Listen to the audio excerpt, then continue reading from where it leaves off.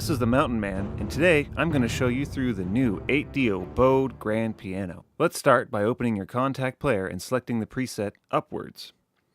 First, we'll look at this upper section. As you can see, it has 12 drones loaded in a multi-instrument format. In this configuration, you can activate multiple drone sound sources on top of each other, which is called stacking. Simply click on the box area to activate the sound. It will turn a solid color when activated.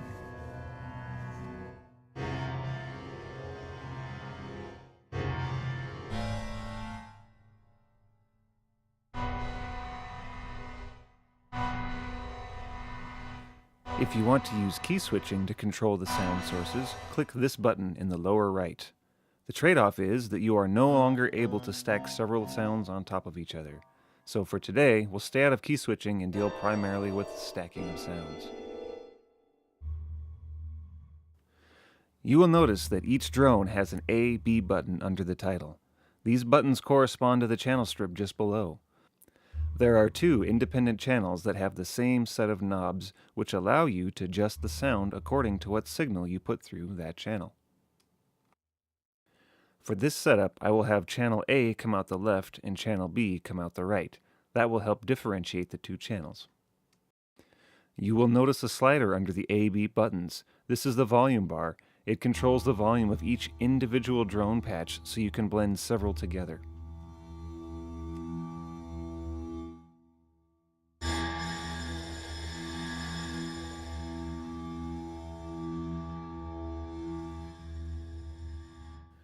Now, let's talk about these channel knobs a little bit, shall we? We will choose only one drone to start with and send it through the A side of the channel strip. The first knob up is the amp envelope. This controls the attack of the drone. Remember, all drones that are using the A channel will be governed by these settings globally.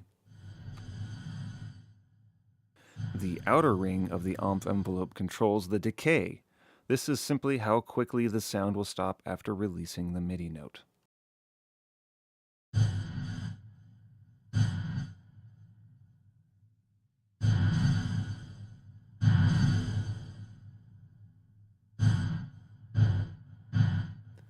Next is the pitch envelope. This is a portamento or a glissando sound, with the outer ring setting the range of the glissando. For most of these knobs, the outer ring is either an on-off or a fine-tuning of the main knob's process. I have noticed that some specialty sounds will not become present until the main knob is above the outer ring's level.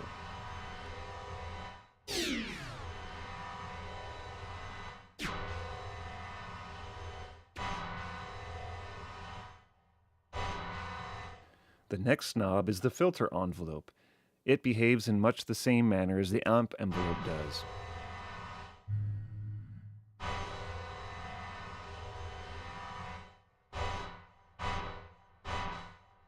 The last two knobs are an amp simulator.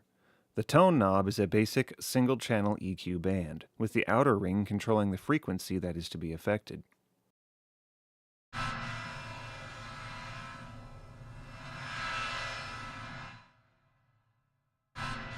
Please note that the numbers associated with most of these knobs mean absolutely nothing relevant to the topic they are affecting. In most cases, they have to do with the algorithms under the hood used to control the instrument. Case in point, for the outer ring of the tone knob, there is no real-world frequency of 0. Here it simply says that 0 is the lowest programmed frequency setting that the tone knob will affect. Again, the tone knob will either gain or reduce the frequency that the outer ring is set to. The drive knob controls the level of distortion, with the outer ring controlling the tone of the sound from dark to light.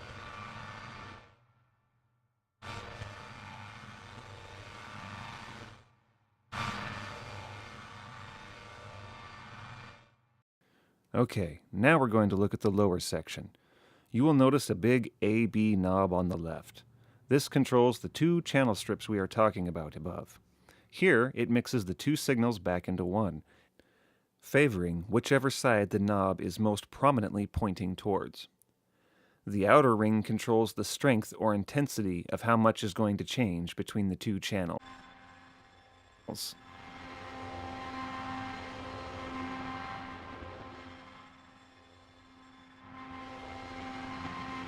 This knob is one of two that have the ability to be controlled by an LFO. As you can see just above on the second tab called the AB LFO, when you click the power button to activate the use of the LFO, you will see that the main knob has become grayed out and no longer changeable. This LFO has been stepped to go up and then back down. There is an arrow pointing down next to the LFO tab. This is a drop-down menu that allows you to set the speed of the LFO. Using MIDI terms like 1/8, 16th, etc., it will control the change in speed as controlled by the tempo of your session.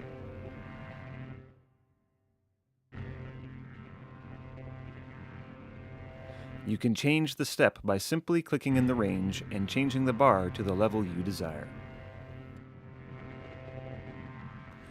Next up is the filter knob. This one is also controllable by an LFO. As would be expected, the other LFO tab, called the filter LFO, controls the filter knob just below. This tab follows all the same rules that the other tab does, including the tempo settings. Please notice that the filter has a drop-down arrow which will give you several choices for what kind you would like to use. There are several HPF, high-pass, and LPF, low-pass filters, as well as a band, notch, talk, and vintage settings. Again, the outer ring controls the resolution, or as I hear it, the point where noticeable changes occur.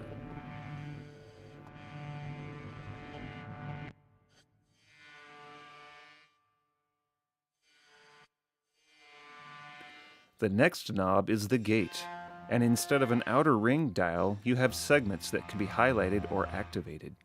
In essence, a mini sequencer of on-off switches controlled over time. The speed of the on-off is controlled by a drop-down beneath it, using the same MIDI tempo setups as the LFOs above.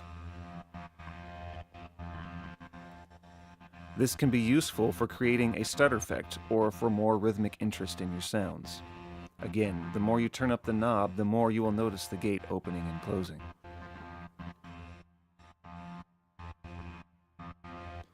Next is the pitch knob, and this is as it implies. The pitch can be shifted up or down.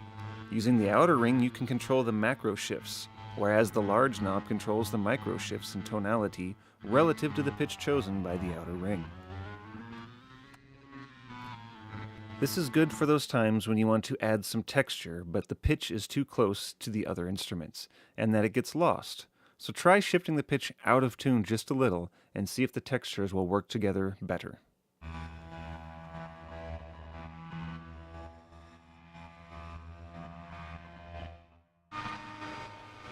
The delay knob connects to an FX rack on another page called Effects. We will go over those more in a little bit.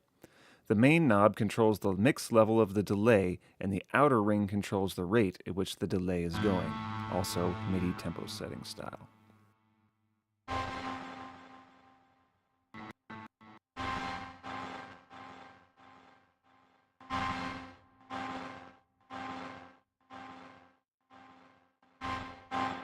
The compression knob controls a compression unit. It's very basic.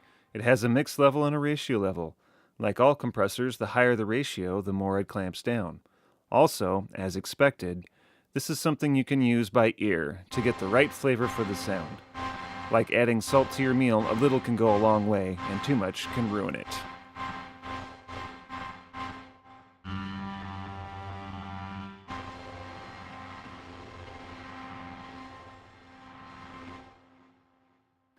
The form knob controls another unit on the back page. As you can see, it has a drop-down arrow as well. This will give you access to the presets for the rack unit transform. This unit behaves like a reverb, but it is not a standard reverb unit.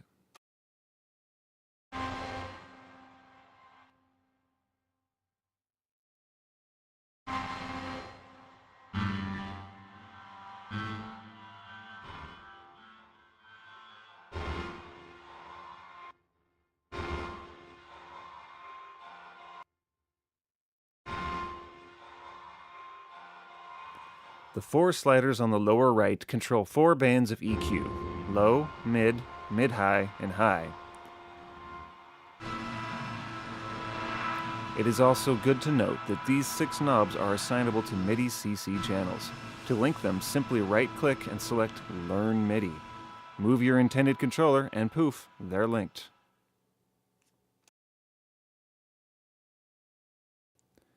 Now, let's take a look at the last section, the back page, called the FX. Now we are looking at the back page, where the FX hang out. There are a ton of great effects to mess with in here. Some of these we have already talked a little about, like transform and delay. So, starting from the top, we have a phaser for some more coloring and texture. Next, you have a 3-band EQ with low, mid, and high. Below that is the degrader, which has lo-fi capabilities and another distortion unit built in. Below that is the delay, transformer, and the reverb units, which we have already talked a little about. So, if you needed to do some more fine-tuning than what you were able to do on the front page, just come back here and fiddle with it there. Again, grab a preset to get you started and then fine-tune what you need to make the sound how you like it. That pretty much covers everything you need to know about the Bode Grand Piano 2. Thanks for listening, and I'm the Mountain Man, and I hope that you enjoy composing with this new tool from 8Dio.